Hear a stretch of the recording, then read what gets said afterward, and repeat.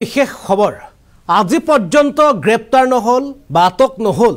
আমছু নেতা লোহিত হুছেইনৰ হত্যাকাৰী আৰু লোহিত হুছেইনৰ হত্যাকাৰী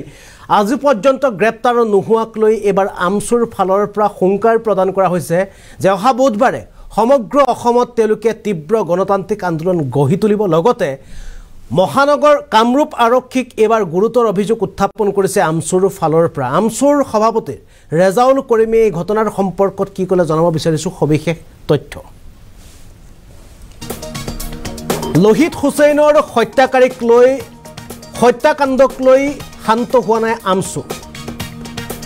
হত্যাকাৰীক তদন্তৰ আওতালৈ ননা পৰ্যন্ত শান্ত নাথাকে আমছু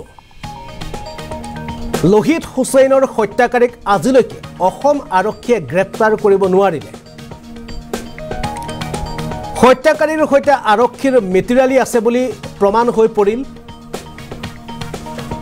ৰাজনৈতিক হস্তক্ষেপৰ বাবে গ্ৰেপ্তাৰ কৰিব পৰা হোৱা নাই আমছু নেতাজনৰ হত্যাকাৰী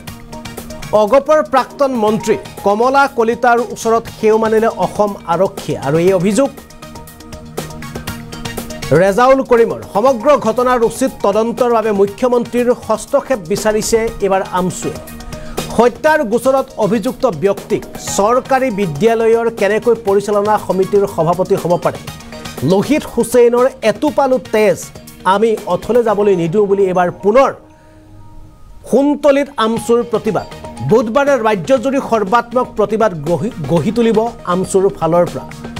লোহিত হুছেইনৰ হত্যাকাণ্ডক লৈ বৰ্তমানেও ক্ষান্ত হোৱা নাই আমছু আৰু আমছুৱে পুনৰ এবাৰ খুনতলিত ব্যাপক প্ৰতিবাদী কাৰ্যসূচী হাতত লৈছে আনকি আগন্তুক বুধবাৰৰ দিনটোতো ব্যাপকভাৱে সমগ্ৰ ৰাজ্যত তীব্ৰ গণতান্ত্ৰিক আন্দোলনৰ হুংকাৰ প্ৰদান কৰিছে কিয়নো লোহিত হুছেইনৰ হত্যাকাৰী আজি পৰ্যন্ত গ্ৰেপ্তাৰ কৰিব নোৱাৰিলে কামৰূপ আৰক্ষী আৰু কামৰূপ আৰক্ষীৰ সৈতে প্ৰত্যক্ষ সম্পৰ্ক থকাৰ অভিযোগ উত্থাপন কৰিছে আমছুৰ ফালৰ পৰা হত্যাকাৰীৰ সৈতে সম্পৰ্ক আছে আনকি ৰাজনৈতিক হস্তক্ষেপৰ বাবে আজি পৰ্যন্ত গ্ৰেপ্তাৰ কৰিব নোৱাৰিলে আৰক্ষীয়ে হত্যাকাৰী আনকি অসম গণ পৰিষদৰ এগৰাকী প্ৰাক্তন মন্ত্ৰী কমলা কলিতা ইয়াত জড়িত থকাৰ কথা জনাইছে আমছুৰ ফালৰ পৰা আৰু এনেদৰে প্ৰতিবাদী কাৰ্যসূচী হাতত লয় আৰু এই প্ৰতিবাদী কাৰ্যসূচীৰ ফালৰ পৰাই আমছু নেতা ৰেজাউল কৰিমে এবাৰ হুংকাৰ প্ৰদান কৰিছে অসম আৰক্ষীৰ লগতে অসম চৰকাৰে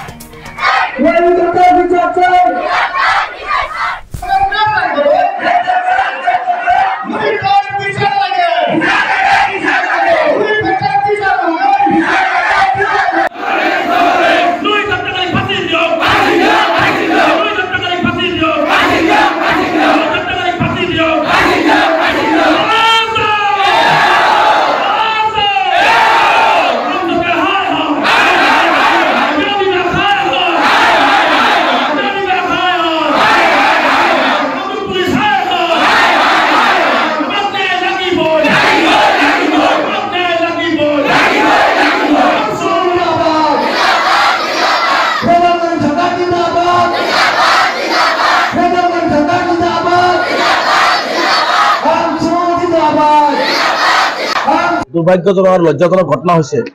যে অসম আৰক্ষীৰ স্মাৰ্ট অসম আৰক্ষী স্মাৰ্ট ডিজিপি মহোদয় স্মাৰ্ট মুখ্যমন্ত্ৰী গৃহ বিভাগৰ দায়িত্বত আছে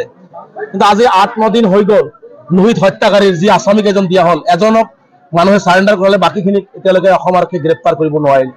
গতিকে লোহিত হত্যাকাৰীৰ লগত যে অসম আৰক্ষীৰ মিতিৰালি আছে এই কথাটো পুনৰ প্ৰমাণ কৰিলে আমি তীব্ৰভাৱে অসম আৰক্ষীক নিন্দা কৰিছোঁ গৰিহণা দিছোঁ যে অসম আৰক্ষীৰ বিফলতাৰ কাৰণে অসম আৰক্ষীৰ লোহিত হুছেইনৰ হত্যাকাৰী আব্দুৰ ৰেজ্জাক আৰু বিশেষকৈ ৰাজনৈতিক কমলা কলিতাৰ ৰাজনৈতিক হস্তক্ষেপত এই আসামিবিলাক যে গ্ৰেপ্তাৰ হোৱা নাই আজি ৰাইজে স্বতঃস্ফূৰ্তভাৱে আমাক অভিযোগ কৰিছে আৰু এইটো পুনৰ প্ৰমাণ কৰিলে যে লোহিত হত্যাকাণ্ডটো ৰাজনৈতিক হত্যাকাণ্ড আছিল আৰু ৰাজনৈতিক প্ৰেছাৰত ৰাজনৈতিক হেঁচাত ডক্টৰ কমলা কলিতাৰ হেঁচাত যে আচলতে কামৰূপ গ্ৰাম্যৰ আৰক্ষী কামৰূপ গ্ৰাম্যৰ জিলা আয়ুক্ত আৰক্ষী অধীক্ষক যে সম্পূৰ্ণ হেও মানিছে এই কথাটো লোহিত হত্যাকাৰীক গ্ৰেপ্তাৰ নকৰাই পুনৰ প্ৰমাণ কৰিলে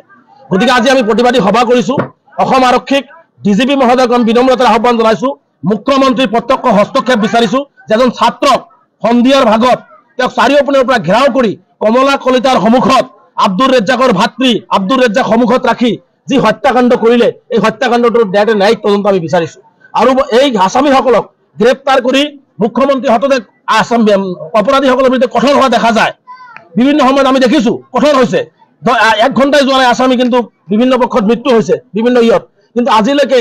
এই আসামীসকলক গ্ৰেপ্তাৰ কৰিব নোৱাৰাটো দুৰ্ভাগ্যজনক। সেইকাৰণে মুখ্যমন্ত্ৰী ডাঙৰীয়াক আহ্বান জনাইছো যে এটা ৰাজনৈতিক হত্যাকাণ্ড সংঘটিত হৈছে,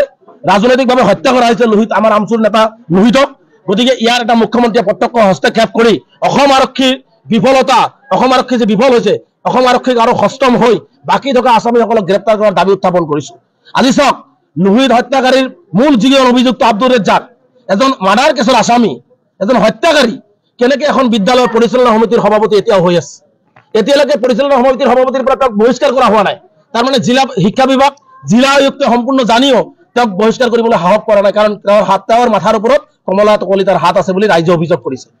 দুৰ্ভাগ্যজনক আৰু লজ্জাজনক ঘটনা হৈছে যে অসম আৰক্ষীৰ স্মাৰ্ট অসম আৰক্ষী